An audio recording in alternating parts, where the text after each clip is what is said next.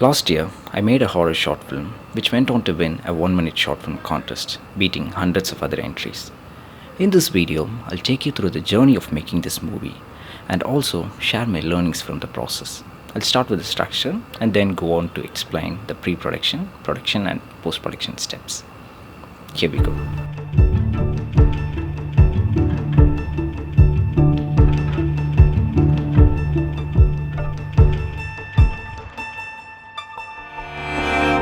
First, let me talk about the structure of the film.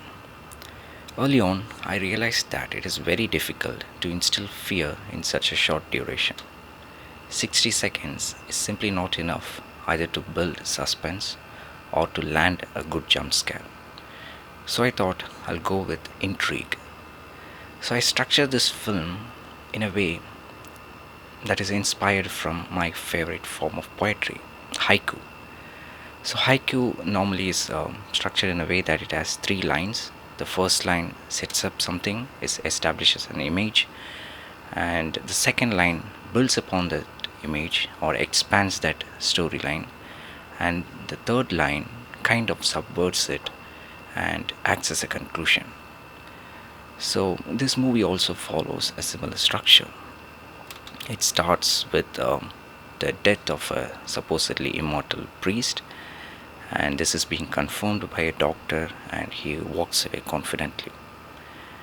And in the second beat of the movie, this doctor happens to meet the same person who died earlier again, and he's completely shocked and he collapses. So this builds upon that image or the story. And then finally, we reveal that he is actually a twin brother. So it kinds of brings a logical conclusion to the entire happening. So once I had the structure in place, I started with the pre-production of the movie. So whenever I have an idea, or especially when I'm making something for a 1 minute short film festival where the duration of the film is already set, and I'll have to build my film in such a way that it is able to convey the whole story within that timeline, I start with a voice recording. I usually do this almost at the same pace I would like to see the story unfold on screen. And once I have the voice recording, I am convinced that I'm able to convey the story within the timeline. I go for a test shoot. So this first test shoot I always do with myself, with the front camera of the phone pointing at myself, and I use the pause button to move between shots. So I do this very quickly, performing the lines and also the actions that form each of the shot, and I edit it at the end in case there is some lag between me changing the shots and everything. So looking at the rough edit, I became confident that this story can be told in 1 minute and hold the punch. I did not go ahead with any storyboarding because I had this rough edit, and I showed it to my cinematographer as well. He had the good idea of what each shot should be able to convey and the kind of lensing that is required for each of the shots. We made a short list. The list had around 20 shots planned, and we decided to go ahead with the shooting. Apart from the test shoot video, I gave him two notes. The first one is 4:3 aspect ratio, and the second one is I wanted the movie to be in blue tone. Why 4:3 aspect ratio? I believed that this aspect ratio would suit horror kind of a story, first thing. And then the main advantage of 4:3 aspect ratio is I need not have to fill up the frame as much as I would have to do when it is a widescreen format. So I can just restrict to whatever is visible in that 4:3 aspect ratio, and it actually helped us with that corridor scene and all that. It is not even a corridor, it's one side of a big room. So that is the way it worked out. Blue tone again was an aesthetic choice.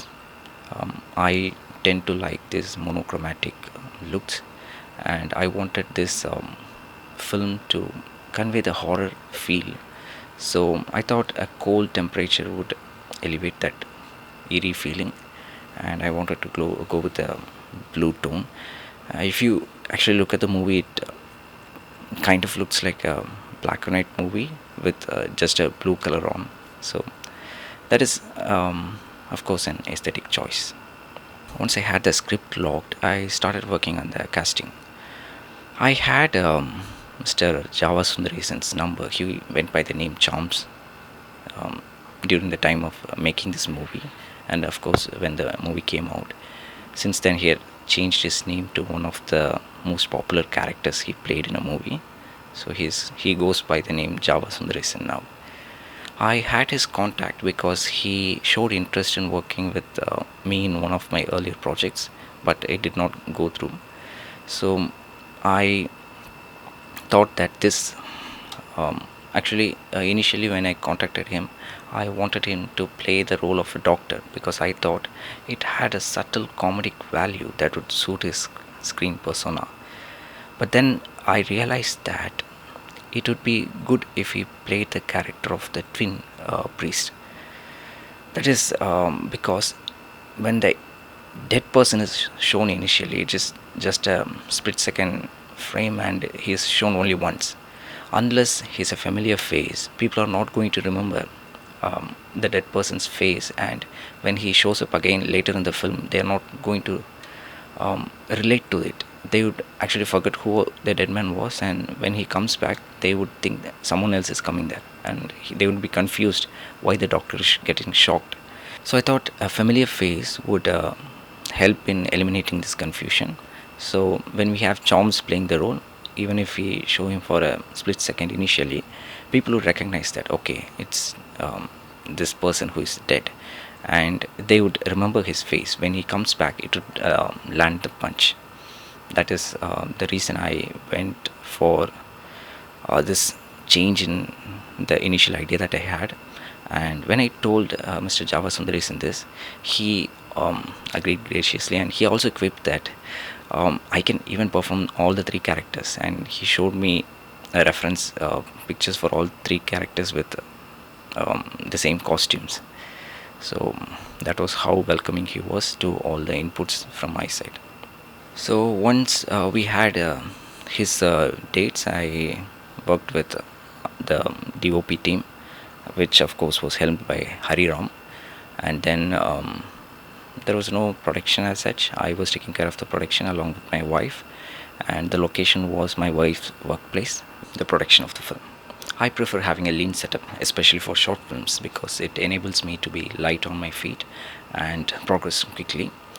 The overall crew of this film consisted of, I think, 5 to 6, and we had 5 actors playing different roles. So Hari Ram was the cinematographer behind the visuals you see in the film. And I'll add one thing about the visuals, because it is very important that he was able to achieve the color and the monochromatic look that I was going for straight out of the camera. The visuals that you see in the film has no additional color grading done, and it is just converted from log to Rec 709, just a one step of color transform and no additional color grading. So that is how good his work is, and that actually made the post production very easy. Talking about the equipment that we shot the film with, the film is shot on Sony A7S3, and we used Zeiss Batis 25mm and 40mm lenses, and the lighting was by Nanlite 300B, two of those for the lightning shots, which were done by synchronizing these lights. And then we had two tube lights from Nanlite, of course, and a matte light to fill in our places.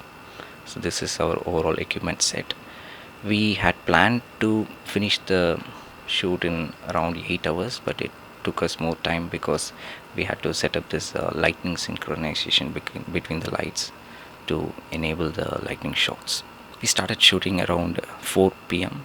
because the plan was to first complete the hospital room set where we could have the light blocked out, and then move on to the other scenes where the windows are visible, like the lift sequence and the corridor sequences, where we need to have the night ambience. So that was the plan. We started with the shooting at 4 p.m. and we went on till 1 p.m. in the night. The movie is shot in my wife's workplace, Rainy Industries, which is a factory for manufacturing engineering components. So the hospital room that you see is actually an office room, which we had set up as a hospital room by using some green cloth on the background to cover the frame, and a table, an office table doubling up as a bed. That's how we set that up. And for the corridor sequence, it's just one part of the factory shed, and it's just one wall on the side. And because it is 4:3 aspect ratio, we imagine that on the other side we would have basically the rooms or something.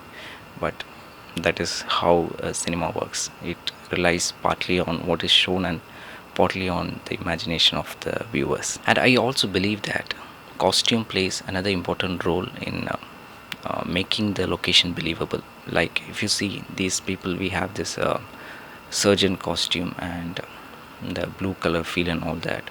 That actually makes it look like a hospital. And we also had this overhead lighting setup in the hospital room initially to mimic the hospital room lighting. So that lighting and costume basically enhanced the location and made it believable as a hospital. Post production, I edited the film myself because I had the test shoot video. I was able to complete the editing pretty quickly. We had the first cut of the movie in just a day. So the only doubt I had after editing the movie was I was not sure if the twins portion was getting conveyed correctly. The revelation, of course, happens later at the movie, and I was not sure if the audience would catch it because it's just conveyed with the dialogue, and we never saw the face of the dead person that much in the movie. I had that confusion. I initially had two versions cut. The first one where it is literally spelled out, and the other one which you see online now. I shared it with my friends and I took feedback, and based on their feedback, I understood that it is okay to not spell out everything literally, and we decided to go ahead with this version, and it worked. Apart from the cinematography and costume, I believe sound design plays a very important role in making the world believable. Sindamalan is the sound designer of this movie.